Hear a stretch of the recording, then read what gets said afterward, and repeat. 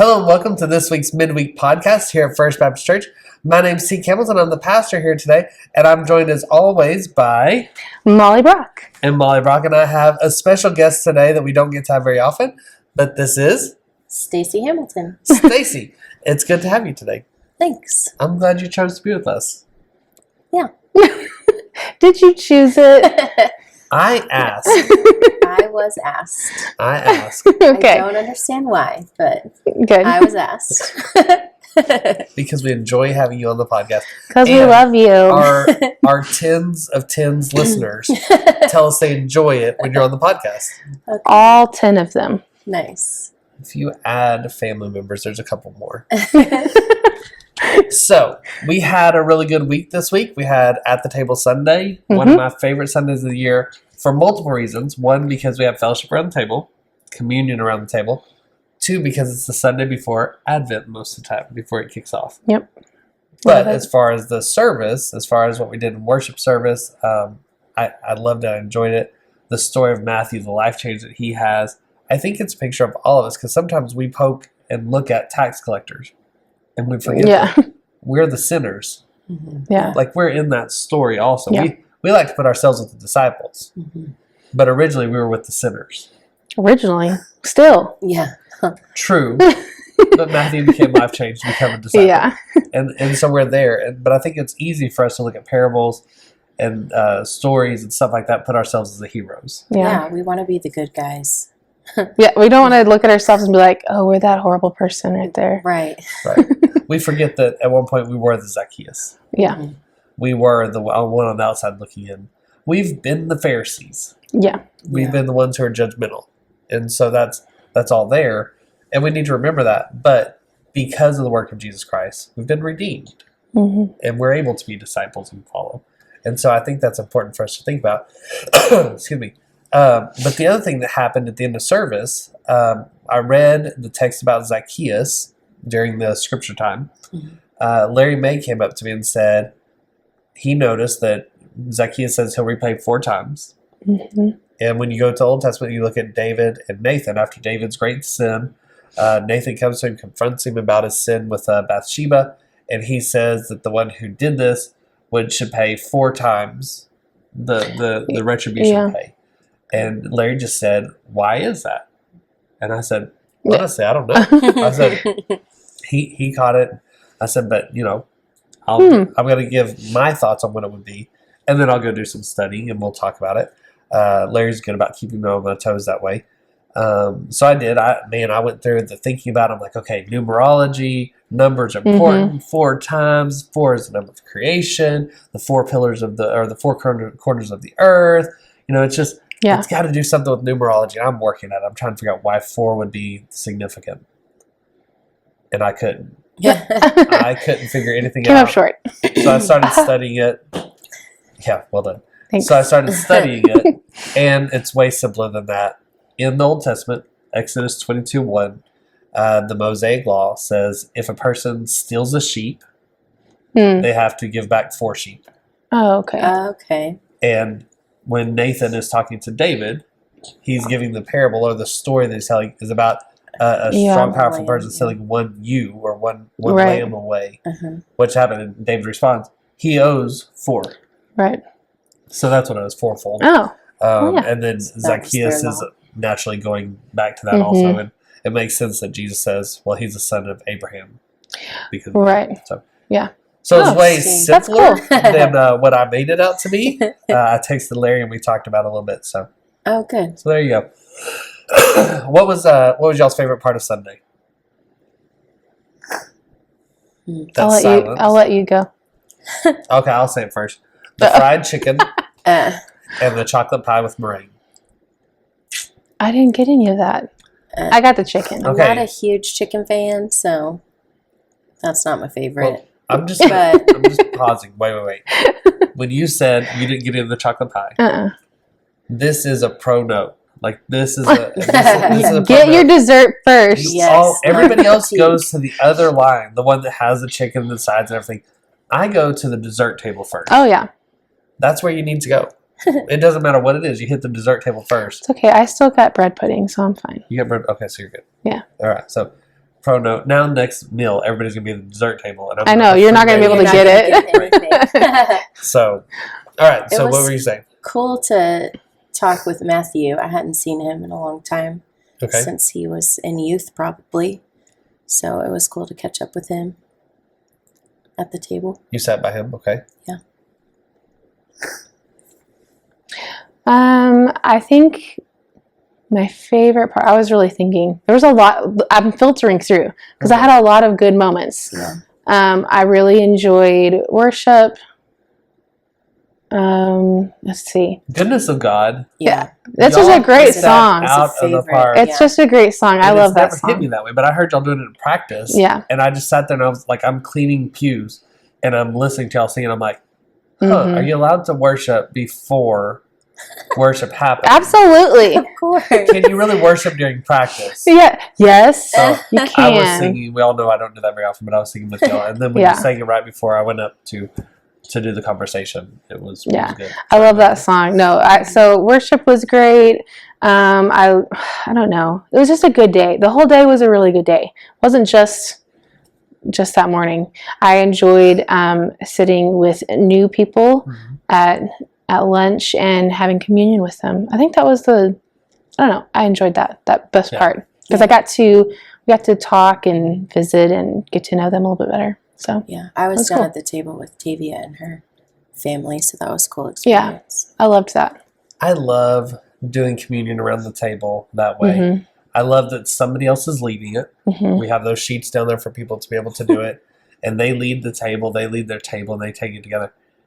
It's just something meaningful about when you got like kids reading scripture, adults who don't normally do it, reading scripture and praying over it. And then you're taking it together, passing the cup, passing the bread. It's different and it's good and it's meaningful. And you kind of get the picture of what Paul's talking about in Corinthians about the house churches meeting and having communion. Yeah. And so it's such a cool picture of us being able to do that. I love that we get to do that. I enjoy the part of it's yes, forcing us out of our comfort zone. Right. But I think that's a good thing, especially when we're trying to build relationships with each other.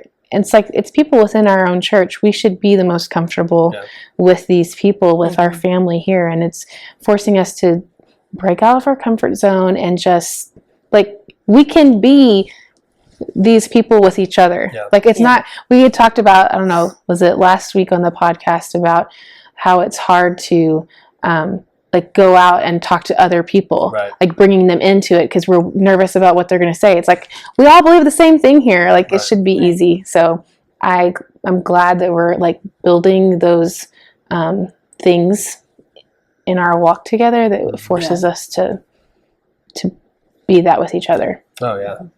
I noticed that Stephen May did not make brisket for us. Yeah, I noticed that too. I'm There's kind of disappointed. mosquito. It's okay. Mosquito.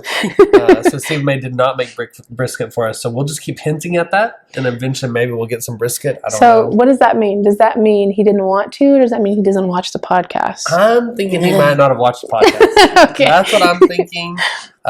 So if you're a friend of Stephen May, let him know. That way he can go back and watch last week's Midweek podcast because he did get a shout out.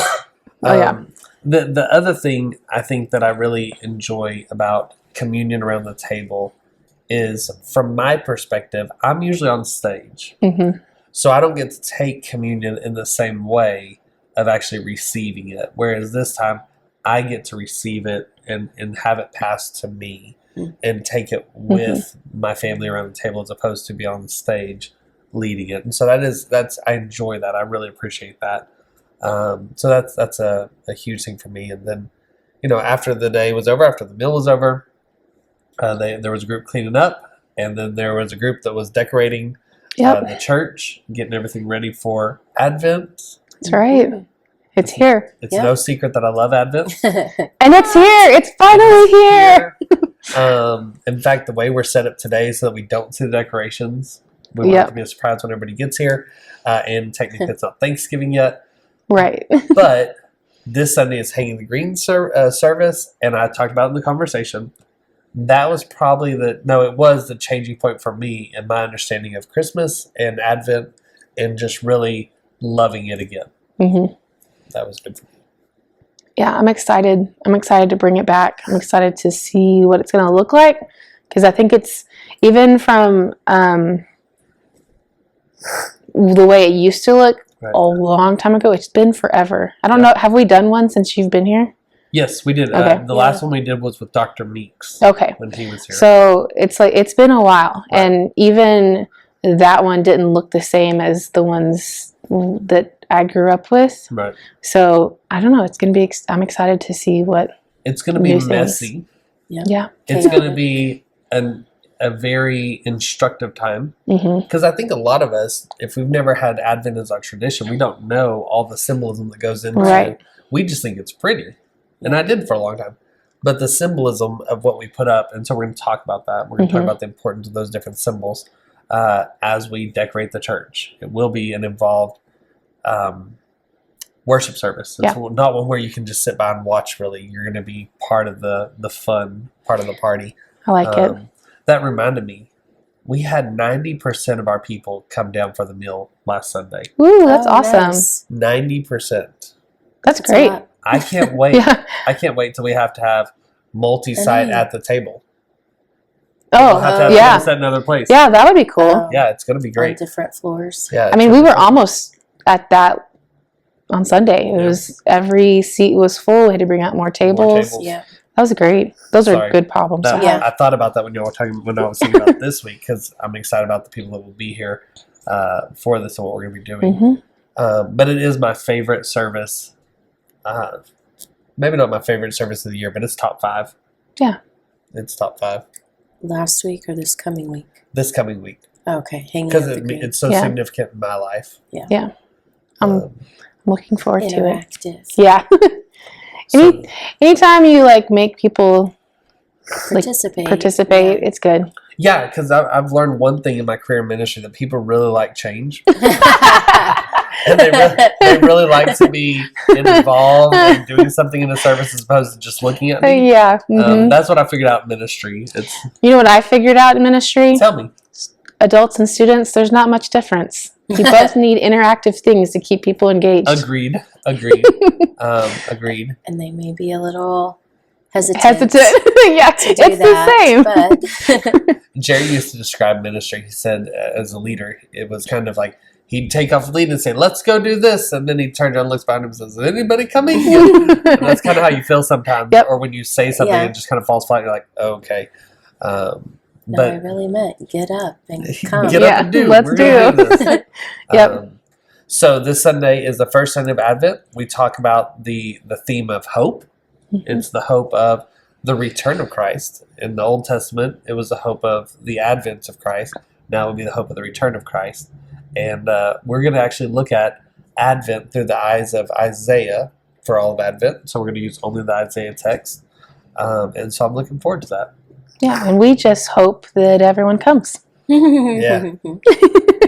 You know, it's one of those cheesy. things. I gotta get really cheesy with it. Just us, I'm good. So, what's the highlight for you during this Advent season, Stace? Like, what is it that you look forward to every Advent? There's got to be at least one thing. Oh. I don't know. Hold on. This is dead air. She has to think. No, don't put me on the spot. I wasn't ready. Oh, okay. Mollie. One thing that I think I really enjoy Christmas Eve service. Yes. And I didn't grow up doing that a lot because we were out of town a lot. Okay. So I didn't grow up like regularly attending a Christmas Eve service. So I have really enjoyed that, and it's become one of those like I don't want to miss type of things. Yeah. So I think I would have to say that. Well, yeah. I resonate with that. My parents come over for that service, and so that's always special to me that they get to be here. And so I resonate with that one. I don't know that it's really an event or a thing that happens. I think just the idea of Advent, like the anticipation and the purposeful waiting of Jesus coming.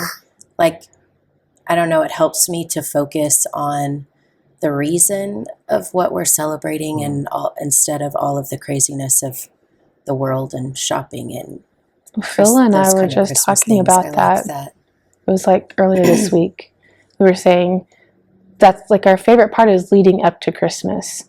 It's like not necessarily Christmas Day. Right. And definitely not after, because then there's that like, oh, Christmas. Like that's when Christmas starts. Yeah, that's true. Yeah, that's great. I know. But that's when you start getting the turtle doves and the laying and the geese and jumping. But it's so crazy because it's like we're like we love all the part leading up to Christmas, and then it's like because it's that feeling of anticipation. So yeah, it's perfect. So, do you want to know what my favorite part is? Oh, Tique, what's your favorite part? Yeah, of Advent. Just gathering together with my family. Oh, okay. Like here every Sunday, Christmas Eve. It's that special time of year where every Sunday is meaningful and it has a different feel to it. Mm-hmm. And I'm convinced it's the hot apple cider. Yes, absolutely. We will have hot apple cider on the first floor ready every Sunday morning. If you don't come for any other reason, come for that. Yeah, and you better come early because once it's gone, it's gone. That's and true. I know I will have and at least 4 cups. And it makes the place smell good. Oh, it does smell good. Yes, it's the best. Okay, I'm ready for that. All right. So the last thing, I wore a different shirt today because Mollie wanted me to wear a different shirt. I'll never say anything ever what again. Do you always wear? It's the Love First shirt? Yeah, the purple one. Oh, purple. The purple one, apparently. Okay. So I wore a different shirt today. It's my Whataburger shirt. I know there's people surprised. But the reason I wore it was intentional. Just like last week I wore an intentional shirt. This week it's intentional. Traditions at Thanksgiving. Our tradition, since we've been married, since you and Stephanie allowed me into the tradition. We have time for this story real quick. The tradition is that after we have our Thanksgiving meal with your family, that evening we go to Whataburger and we have a Whataburger meal with Steph, me and Steph. And as it's grown, other people have gotten to go with us, things like that. When I first came into the family, my first Thanksgiving with your family, I was not included in that tradition. All of a sudden, I'm at a house with a bunch of people I don't know because we go over to their family friends. There's probably like 30,000 people over there, it feels like. It's probably just 20. But there's all these people that I don't know. They're watching football, a sport I don't watch. And I look around, and Stacy and Stephanie have disappeared. They show back up with Whataburger. Not for me, just for them. And so I've given them enough grief over the years that I got included the next year. Yeah, well, so that's part of tradition. We're also leaving out the part that we were taking food to Grandma, who was at our house because she didn't come with us. What type of food did you take her? The food, Thanksgiving food. Right. And you love turkey and dressing and all the Thanksgiving food, and Steph and I do not. Don't. So we eat all the sides, and then our meal is Whataburger because we don't eat that. That's supper. So all the people out there feel sorry for me, and I appreciate that because they know my love for Whataburger, and they all left me out. Well, but now it's a thing. We have our sweaters now. Your love for Whataburger did not grow until we lived here. I know. It was not a big deal but to we've you. lived here. It's not a love now. It's an obsession now. Yes. But a third of my life we've lived here. And we went to Whataburger. What? That was the only thing that was open. I mean, pretty close. You're so young. Yes, I know. Wow. You didn't expect that from me, did you? So that's not my favorite tradition of Thanksgiving. I do love the food. I love turkey. I love ham. I don't love ham as much as I do turkey. The sides, like that's big for me. I love, I'm going to go on record, Kathleen. I love green bean casserole done right. Oh, yeah. She doesn't like it. I saw that post. But I love it done right. Yep. Mm-hmm. I love the rolls. I love the correct deviled eggs. So, yeah, I do love the food. Thanksgiving, it's family, but I do love the food. All right. So, y'all, Thanksgiving traditions, what do y'all like? What is y'all's Thanksgiving tradition? The only tradition is food. Oh, okay. Right? I mean, I don't watch football, so yeah. Right. Well, I mean, football may be on, but the parade. The parade. Oh, yeah. The parade, yeah. Yeah. I do like that. I do like watching the parade because it catches me up on culture. I'm always like, what singer is that? Oh, yeah. Who is that? I'm always like, and it's like transition now to like, those singers aren't like singers. They're like YouTube stars or TikTok stars. I'm like, I don't know that. Yeah. How would I know that? So I really watch it for the balloons. Yeah. And the marching bands. Balloons and Yeah. marching bands. Bands. I think there's a Texas one see in it. there this year. I feel like I saw that. No, marching band. And a Texas balloon. I don't know. I mean, that'd be cool. Texas Fly is the Texas best balloon state. in New York. I think it'd be great. I think everyone would agree with it. I agree. All right, so parade, food, Stace. All our family always lived far away, so Pam and Dwayne Falk adopted us, and so our tradition was always going over to their house and being a part of their family. But now it's just our family, I think. That's kind of the tradition. But yeah, never been a huge Thanksgiving food fan, just all the sides. And Steph trying to figure out what macaroni and cheese recipe is the best. So but the sides is the food, really. I mean, that's a whole nother story for another time. No, we can't get into that. But Steph's destruction of so many mac and cheese recipes is probably the funniest part of Thanksgiving for us. And somehow she tries to blame it on me, but it's not me. It's her. Steph is your sister. I'm her sous chef. Yeah. All right. Well, that's all we got for today. We look forward to celebrating Advent with you this coming Sunday. I hope that you have a great Thanksgiving, and I hope that you enjoy your time with friends and family and food and marching bands and all the good stuff. But otherwise, we will see you this coming Sunday at 10:30 a.m. at East 3rd Street. We'll see you then. Bye.